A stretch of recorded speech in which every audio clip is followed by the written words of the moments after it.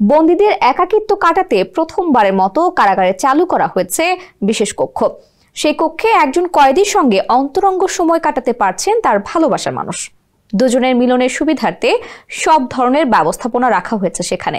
শুক্রবার এই প্রকল্পের আনুষ্ঠানিক সূচনা হয়, যেখানে প্রথমবারের মতো একজন পুরুষ কয়েদি বিশেষ এই সুবিধা পান।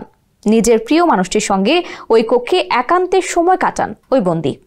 বিস্তারিত থাকছে প্রতিবেদনে। কয়েদিদের জন্য প্রথমবারের মতো অন্তরঙ্গ সময় কাটানোর জন্য সেক্স রুম চালু করেছে ইতালি। শুক্রবার ইতালির মধ্যবর্তী উমব্রিয়া অঞ্চলের একটি কারাগারে বিশেষভাবে প্রস্তুত কক্ষে এক বন্দীকে তার নারী সঙ্গীর সঙ্গে সাক্ষাতের সুযোগ দেওয়া হয়। এর মাধ্যমেই এই প্রকল্পের আনুষ্ঠানিক যাত্রা শুরু হয়। স্যান্ডেলিনা সো, রূপচর্চায় আভিজাত্য। ইতালির সাংবিধানিক আদালতের একটি আদেশের পর কোনো বন্দীর জন্য সঙ্গীর সঙ্গে একান্তে সাক্ষাতের এই অনুমোদন দেওয়া হয়েছে। ওই আদেশে বলা হয়েছে, কারাগারের বাইরে থেকে আসা সঙ্গীর সঙ্গে অন্তরঙ্গ সাক্ষাতের অধিকার রয়েছে বন্দীদের।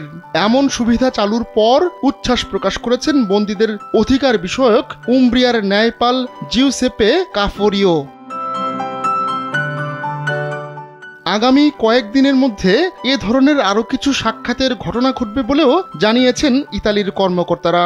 2024 সালের জানুয়ারিতে প্রকাশ হওয়া আদালতের ওই আদেশে বলা হয়, প্রহরীদের নজরদারি ছাড়া বন্দীদের তাদের স্বামী, স্ত্রী বা দীর্ঘমেয়াদী সঙ্গীর সঙ্গে একান্তে দেখা করার অধিকার থাকা উচিত। ফ্রান্স, জার্মানি, স্পেন, নেদারল্যান্ডস ও সুইডেন সহ ইউরোপের অধিকাংশ দেশেই এ ধরনের দাম্পত্য সাক্ষাতের অনুমোদন রয়েছে।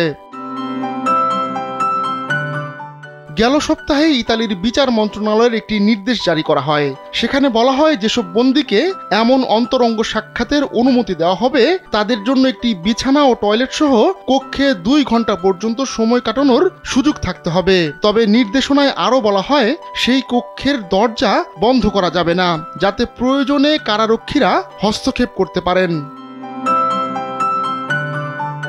আহমদুল্লাহ শিকদার, কালবেলা।